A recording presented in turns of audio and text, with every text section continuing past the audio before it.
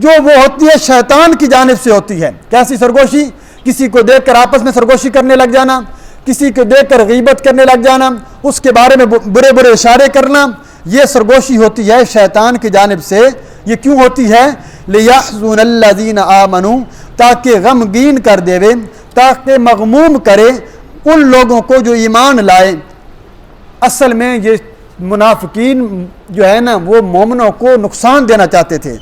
اللہ فرماتے ہیں مومن بندوں تمہارا اللہ کی ذات پر یقین ہے تو یہ بات ذہن میں بٹھا لو، وَلَيْسَ بِضَارِّهِمْ شَيْئًا إِلَّا بِإِذْنِ اللَّهِ، یہ جو منافق اور شیطان کافر لوگ ہیں، وَلَيْسَ بِضَارِّهِمْ، نہیں ہیں وہ نقصان دینے والے، ہم ان مومنین کو شیئاً ذرہ برابر بھی۔ الفاظ دیکھیے، الفاظ کے اندر غور کیجیے، وَلَيْسَ بِضَارِّهِمْ شَيْئًا، اور نہیں ہیں بِضَارِّهِمْ نقصان، زار کہتے ہیں نقصان کو، نقصان دینے والے ان مومنوں کو شیئاً ذرہ برابر بھی، ہاں اتنا نقصان دے سکتے ہیں الا باذن اللہ، جتنا اللہ چاہے گا۔ اللہ کی اجازت کے بغیر کسی مومن کو کوئی کافر منافق شیطان ذرہ برابر بھی نقصان اور غمگین نہیں کر سکتا جب تک اللہ نہیں چاہے گا۔ اللہ چاہے گا تو بعض اوقات امتحان اور آزمائش کے لیے اللہ کوئی ان کی جانب سے ایسا حملہ ہو جاتا ہے تو اللہ اب دیکھنا یہ چاہتے ہیں وَعَلَى اللَّهِ فَلْيَتَوَكَّلِ الْمُؤْمِنُونَ، کہ کون ہے جو اللہ کی ذات پر اعتماد کرتا ہے۔ اللہ فرماتے ہیں وَعَلَى اللَّهِ، اور چاہیے کہ اللہ کی ذات پر فَلْيَتَوَكَّلِ الْمُؤْمِنُونَ، ایمان والوں کو بھروسہ کرنا چاہیے۔ ایمان والوں کا بھروسہ ہمیشہ رب کی ذات پر ہوتا ہے۔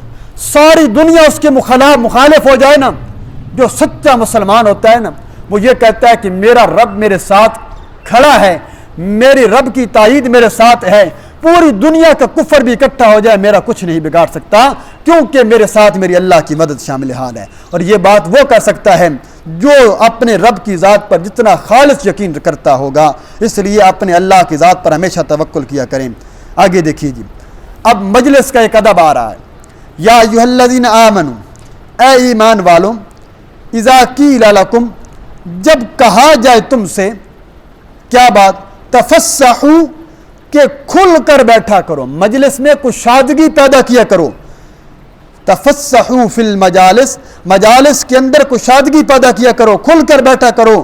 فافسحوا، تو پھر کھل کر بیٹھا کرو، فراخی کر دیا کرو۔ یفسح اللہ لکم، اللہ اس کی وجہ سے تمہارے لیے فراخی کر دے گا، اللہ اس کی وجہ سے تمہارے لیے جنت کے راستے آسان کر دے گا، اللہ اس کی وجہ سے تمہارے لیے معیشت کے راستے آسان کر دے گا۔ یہ ایک حکم ہے۔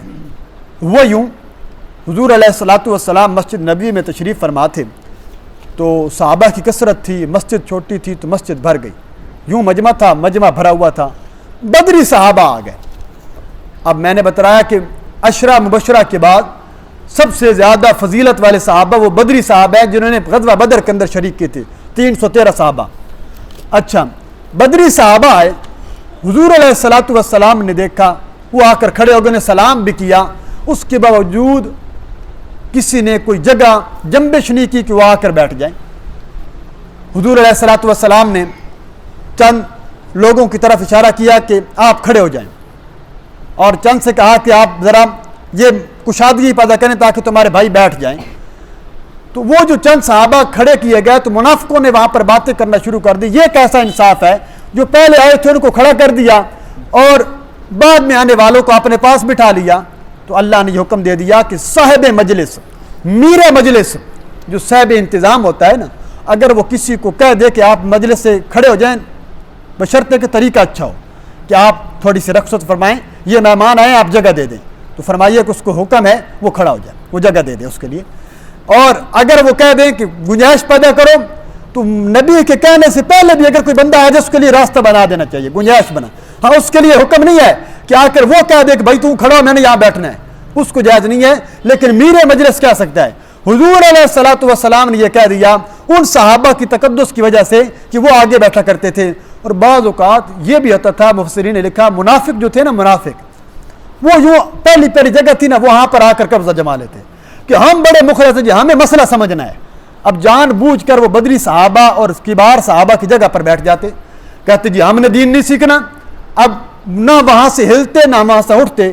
تو اللہ نے یہ احکامات نکالے. اگر ایک اور حکم بھی آ رہا ہے تو اللہ نے فرمایا کہ جب کہا جائے کہ گنجائش پیدا کرو تو گنجائش کر دیا کرو. وَإِذَا قِيلَ اور جب کہا جائے انشزوا اٹھو جاؤ, جو مجلس سے کھڑے ہو جاؤ, فانشزوا تو اٹھ جایا کرو, کھڑے ہو جایا کرو.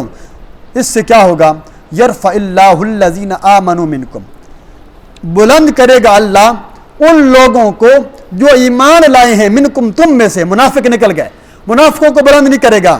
والذین اوتوا العلم درجات, اور ان لوگوں کو جن کو علم عطا کیا گیا, درجات, ان کے درجات اللہ بلند کر دے گا.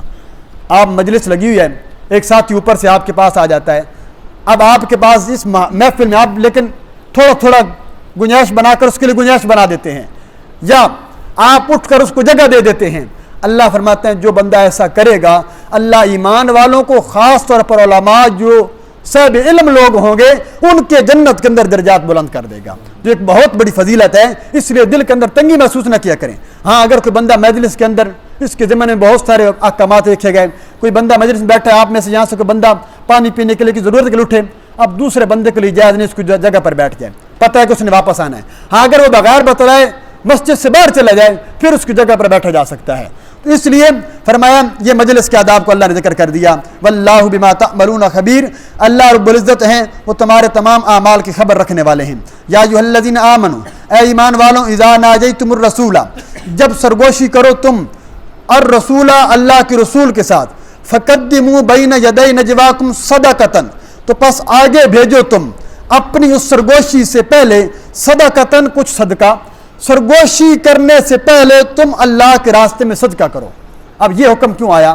منافق آتے حضور علیہ الصلوۃ والسلام کے کان کے اندر نا بات شروع کرتے کرتے کرتے, اب آپ کا تو اخلاق کریمانہ تھا, آپ انہیں روکتے نہیں تھے, تنگ کرتے اور آدھا گھنٹہ سرگوشیاں کرتے رہتے. حضور علیہ السلام چاہتے کہ بہت باقی صحابہ بھی آئیں لیکن انہیں آنے نہیں دیتے. یہ بڑی ان کی شرارت تھی. اچھا پھر کیا کرتے؟ آگے آ جاتے, وہ میں نے پہلے ذکر کیا, اور آگے آ کر کہ ہمیں علیحدہ آپ سے بات کرنی, ان صحابہ کے سامنے ہم نے نہیں کرنی, ہمارا کوئی گھریلو معاملہ ہے. آدھا گھنٹہ حضور کو بٹھا کر بیٹھے رہتے. اللہ نے آیات اتار دی, اب جو بھی حضور سے علیحدہ گفتگو کرنا چاہے گا پہلے اللہ کے راستے میں صدقہ کر کے آئے. اب صدقہ یہ کہاں کر سکتے تھے؟